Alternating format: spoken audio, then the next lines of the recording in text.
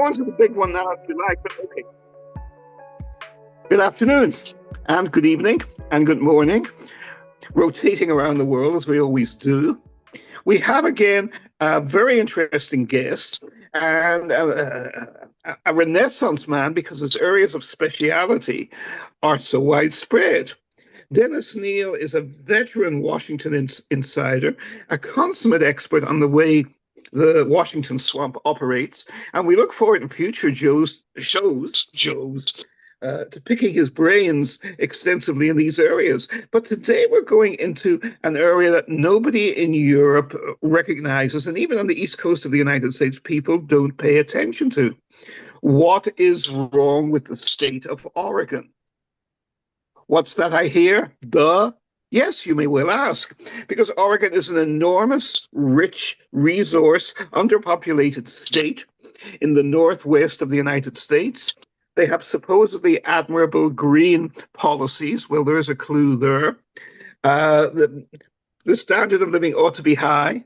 So why are hundreds of thousands of people fleeing Oregon, which is regularly acclaimed by the myth makers of New York and especially of Hollywood as being paradise on earth, far from those evil, destructive, polluting big businesses and evil big energy sources, a model to us all in the use of water resources and green policies?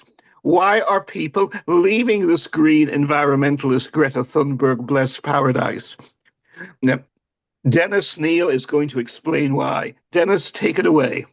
It's so good to talk to you, Martin, and thanks for this time. You know, my book, Oregoners, How One State Chased Away Businesses and People, it went up on Amazon only 2 Saturdays ago or so, and instantly hit #1 best-selling status in 3 different Amazon categories. So I'm thrilled with that response.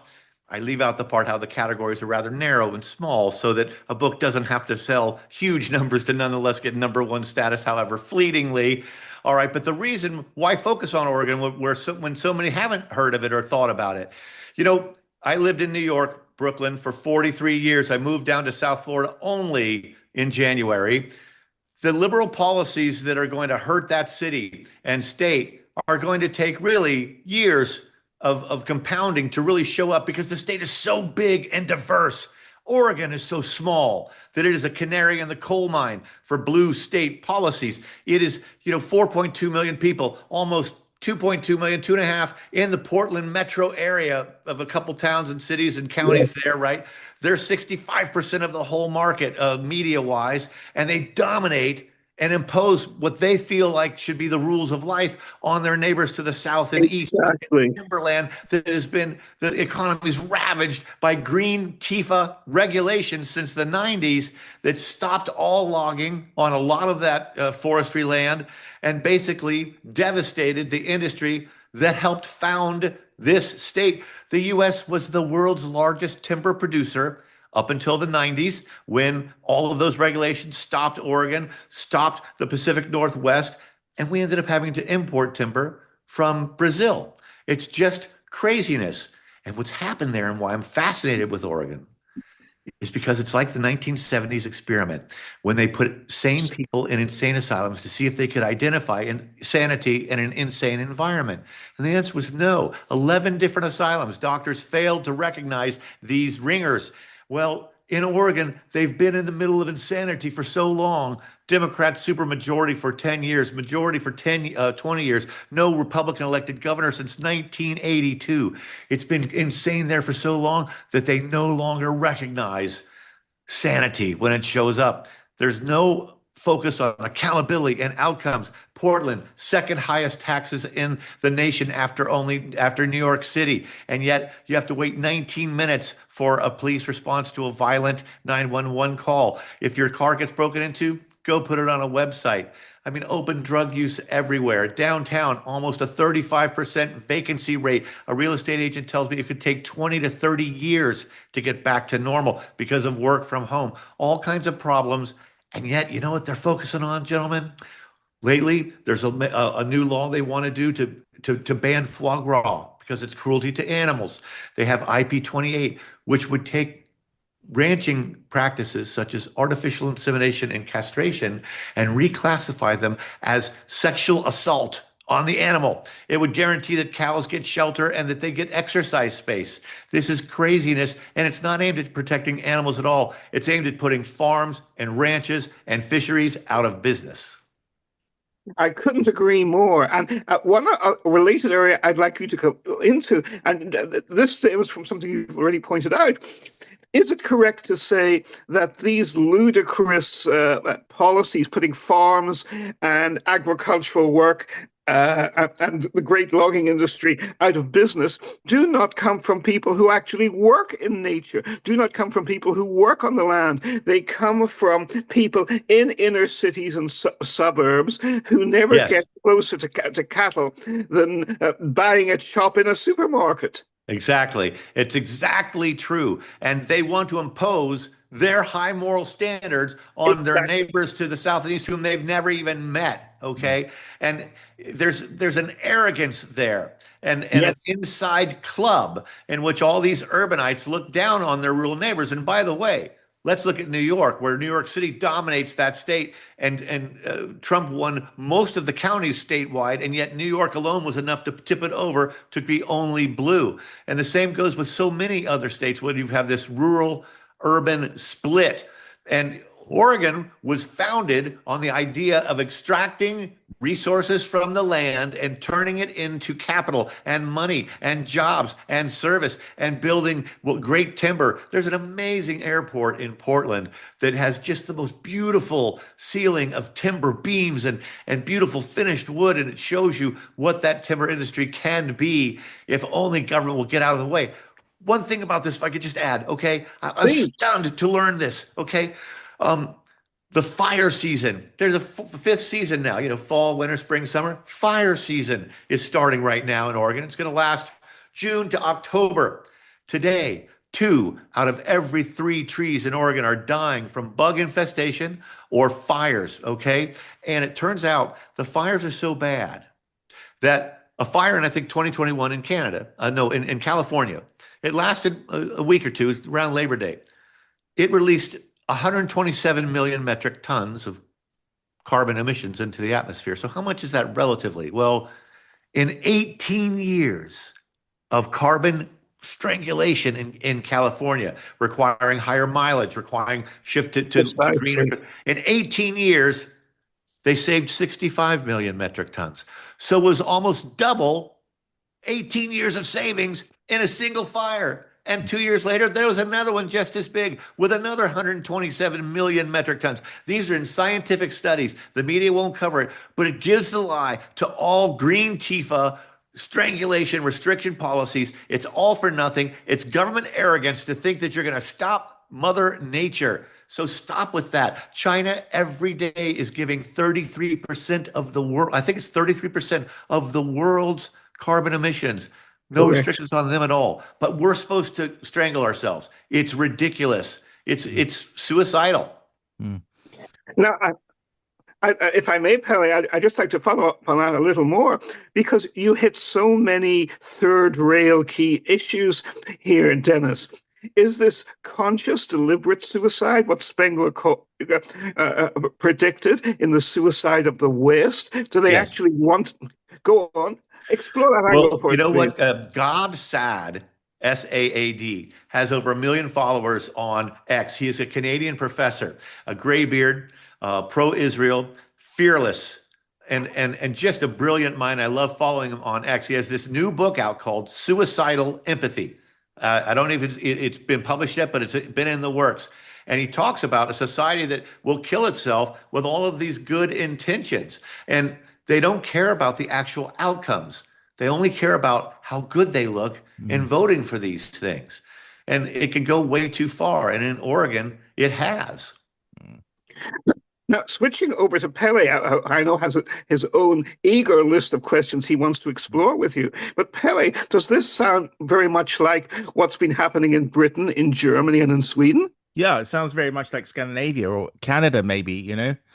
I don't know about these northern climates, but if you look at Portland, I mean, I don't know much about Oregon. It's just mediated by TV series, and reading the Yes. occasional article. But as you said, what I do know about Oregon is that the eastern part is kind of very rural and national parks and stuff. And then the West Coast is very much what we think of the West Coast. And there's a TV series, I can't remember if it's Netflix or something, called Portland, which features all these hip young people, you know, Are you thinking of trendies, left liberals. Portlandia? But that's exactly what Stockholm is like, you know. Really? And Yes. actually, Sweden is more progressive, much more progressive overall than America. I think that, but Stockholm is even more so, and everyone wears their earpods, and they try Apple trials all its new consumer software in Sweden because the Swedes are early adopters, and they don't want to look Ah, bad in front of their peers, and it's all very much ultra progressive. And then the countryside is a bit different. I live in the countryside, and people drive old American cars from the 1950s, probably the highest density outside Cuba, and are much more down to really? earth. Yeah, it's true. Um, and you know, when I go home tonight, there'll be American cars driving around the only roundabout in town, and it's full of people now in their 60s and 70s because the younger generation is not so keen on driving these cars from the 1950s. Anyway, there is a generational divide in Sweden, but it reminds me of the suicidal empathy, and what's becoming more. I mean, the opinion corridor has changed in Europe. We can talk more about these things. 5 or 10 years ago, you couldn't, but I think that it's got to do with women, the emancipation of women.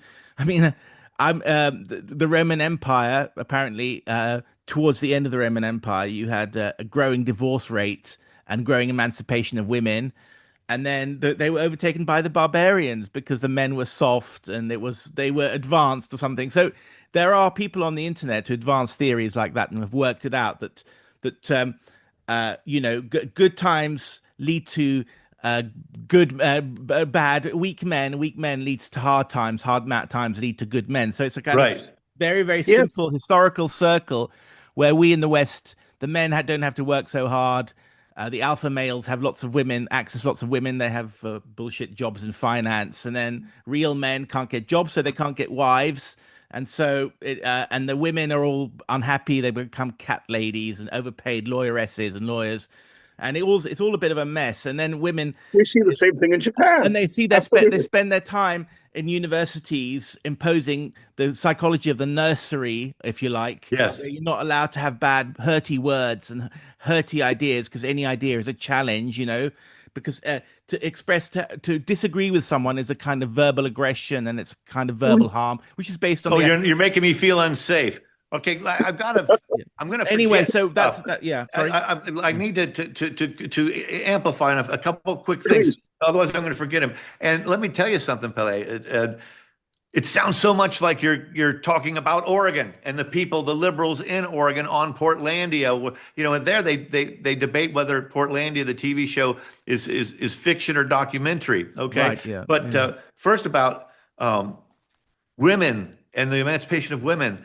There's a woman academic, Asian woman who came out recently. I saw a video of the interview with her on X, and what she says the big problem with the Democrat Party. I was a registered Democrat all my life until moving down here, and I finally switched to Republican because the Democrats abandoned me long ago. And this woman talks about how what's happened to the party is that its agenda has been feminized. It's been overtaken by feminine concerns instead of masculine concerns of power, authority, advancement, progress, women's concerns of, oh, equal opportunity or equity for everyone and feelings and safe spaces and all of this bull. And it's just I call it shopping for umbrage, looking for microaggressions. The very fact that we have a word, microaggressions, they're so tiny, you have to call them micro. Then you shouldn't Yes. be talking about them at all. But it's a way of bringing attention to yourself. Now, on free speech, as much as you said, Pele, that, yeah, we can talk about things now. Wait a minute. In the UK, which helped inspire the love of free speech in the US, founded centuries later, they're putting over 1,000 people in jail for Yep. words that they say or repost online. It is a scandal. It was terrible. And shame on the media for not being in an uproar about it. And Yeah. shame on the Yeah. government officials No, who are I doing agree. it. Yeah. Yeah. Okay. And then Same lastly, here. this politesse.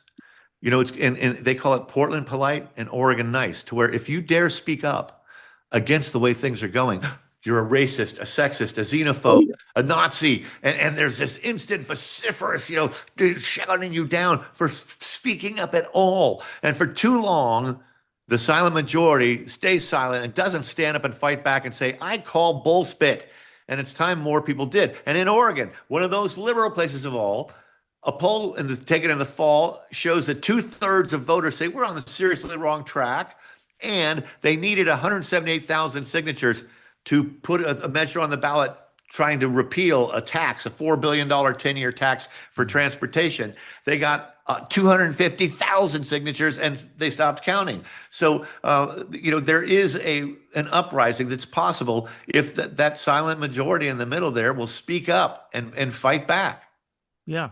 Now, a quick follow-up on what you've just said, because I'm used to hearing, especially on the East Coast, of course, Dennis, people will make brilliantly, as you have done, the case for how and why everything is falling apart. All too true, of course, in Northern California and San Francisco, which used to be such a wonderful city to visit, however liberal it was, but now it's impossible to live in, it's impossible to visit because of the crime, because, as you know, because of the excretia in the streets, because of the breakdown of public services and public safety. Unbelievable that this should be happening not in just in huge LA with 20 million people, problems of its own, to put it mildly, but up in civilized San Francisco. But it is. But what you are telling us is we should watch Oregon not just out of despair, but out of hope. Do you then see a real possibility that the liberal, suburban, mythical, sleepwalking, real tyranny that has been crushing both the people and the environment of Oregon can be overthrown, that Oregon can still be turned to a path of sustainability and prosperity and growth? Is that possible? Absolutely. I think now is the time. I talked to Bruce Starr. He helped lead that signature challenge, the transportation tax. And he told me, hey, if we can't make gains now at this moment, come on, we're never going to do it. It's time to push hard. I was at the Dorchester Conference of Republicans in Oregon in a town called Welch's 2 or 3 weekends ago, and they're trying to rev up. And I spoke to the 3 leading governor candidates for Republican. Christine Drazen is the little redhead, tiny, petite, fiery thing. Unfortunately, she's got this voice that just is very sweet and very young. Even younger than her years, but she's politically savvy. She was the head of the House minority leader there, and she's cleared the leader 37% in her own private polls from what I'm hearing.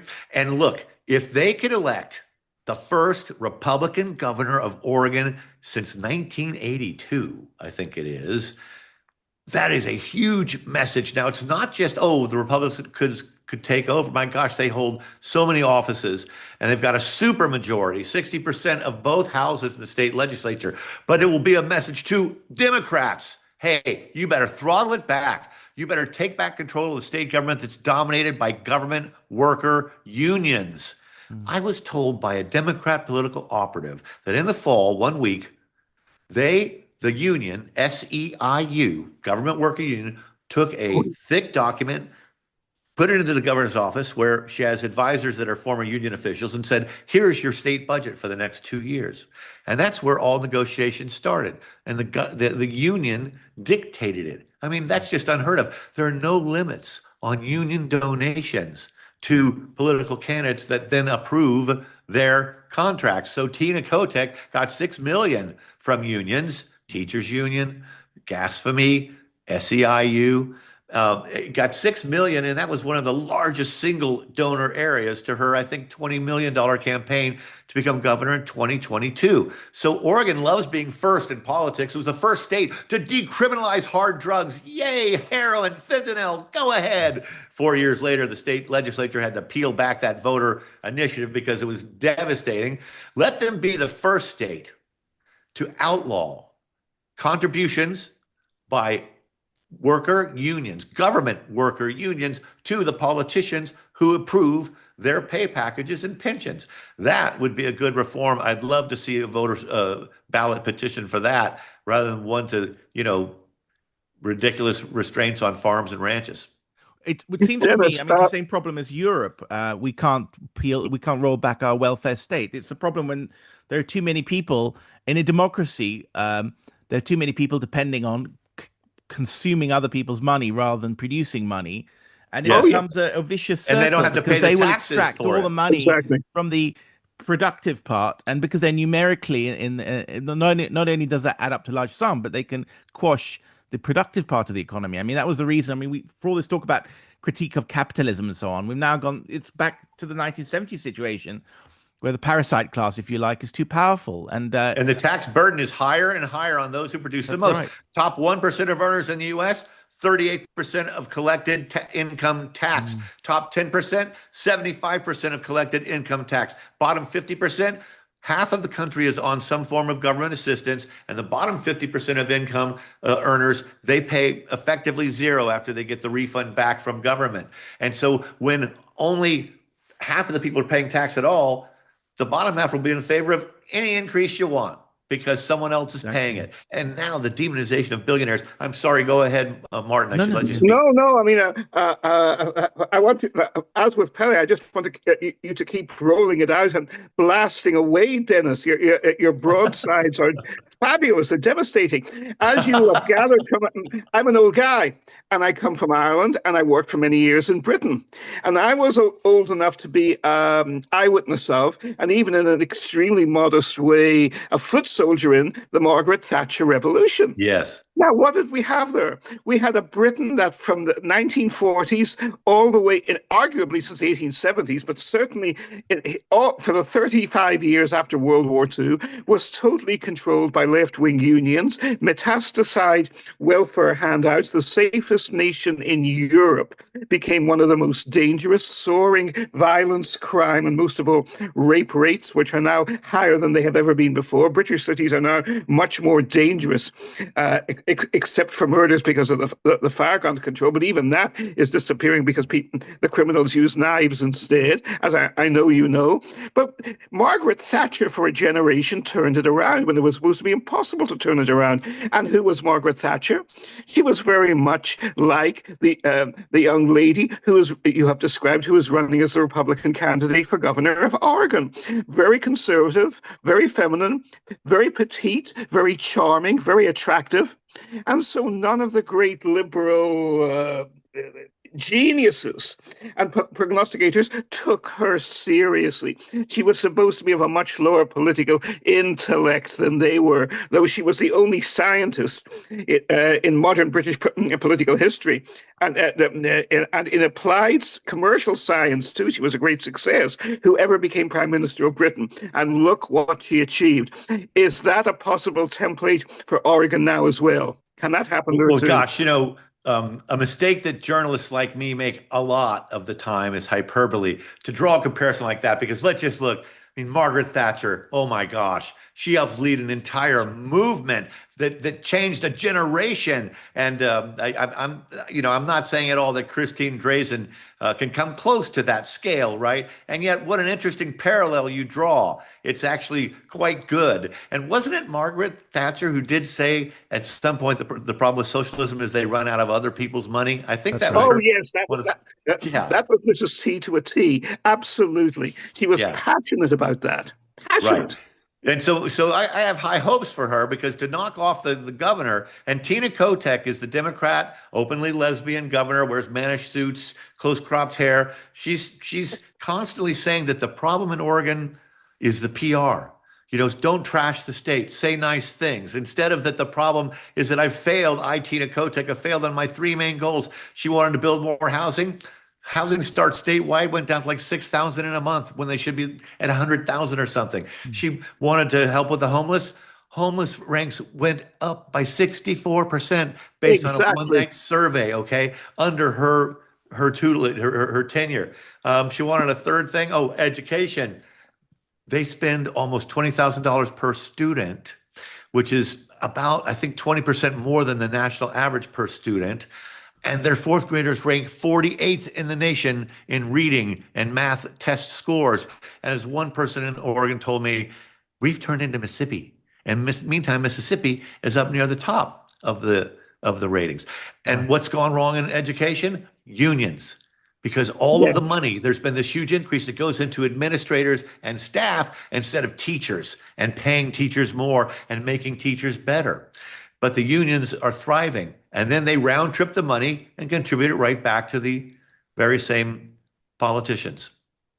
Once last Sorry, follow up. reminds me of the Oh, no, go 70s ahead. in England when Tombstone Jack, because he had teeth like tombstones. I can't remember his surname. Turned up at Downing Street for beer and sandwiches, and basically ran the country. And I remember the winter of Oh discontent. yes, You remember Yes. when the rubbish wasn't yes. cleaned and nothing worked? My dad was in advertising, and he did the British Leyland campaign, the worst car manufacturer in the world.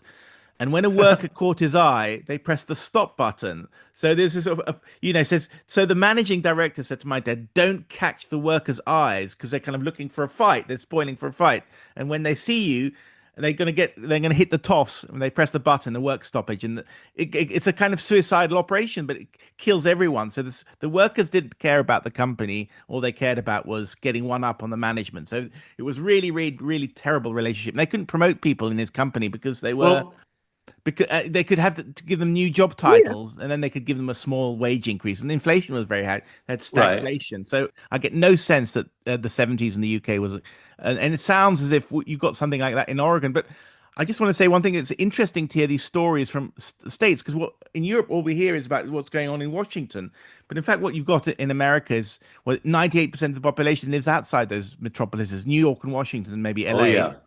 And in Yes, a way, it's exactly. interesting from a European perspective because your states are approximate size of our smaller countries in Europe, and you're Ah, also running these parallel experiments in state management. So it's actually quite yeah. interesting. So you saw And that the during COVID, results that are different states had different COVID right. policies. And the results are turning out, disastrous in some ways. About unions, let's just think about this.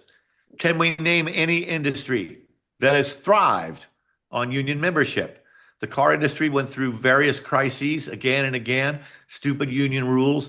The media industry, the pressmen were unionized, newspapers struggled.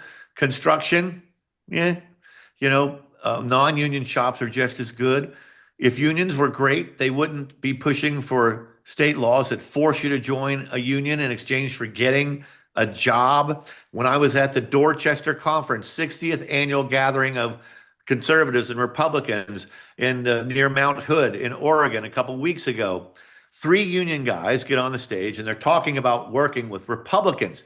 And in the U.S. unions, I think the combined union donations to the Democrats might be 200 million or 175 million in an election year. It's that kind of scale into their PACs and stuff. These unions, and so and yet unions represent only less than 7% of private workers in the workforce in America. And yet they had a seat in the Obama White House table every time. And they were there multiple times a week, sometimes the unions. Government unions represent 40% of government employees. Unions are Yes. a government employee industry. And that means it comes out of our hide as taxpayers. And there are some who say that government workers should not be allowed to unionize at all because they are serving the public. And do you know that after 20 years of this, 30 years of this, government employment benefits and compensation now are higher than in the private sector? It used to be Oh that yeah. go to work for government, you take a vow of poverty because you're helping your fellow mankind. My gosh, you're so good. Now, no, you're getting rich, you're getting pensions, you're getting contacts, then you're leaving and privatizing the heck out of it and getting rich off of that. Okay, As a we've got to wind 36, up there. Sorry, yeah. Martin.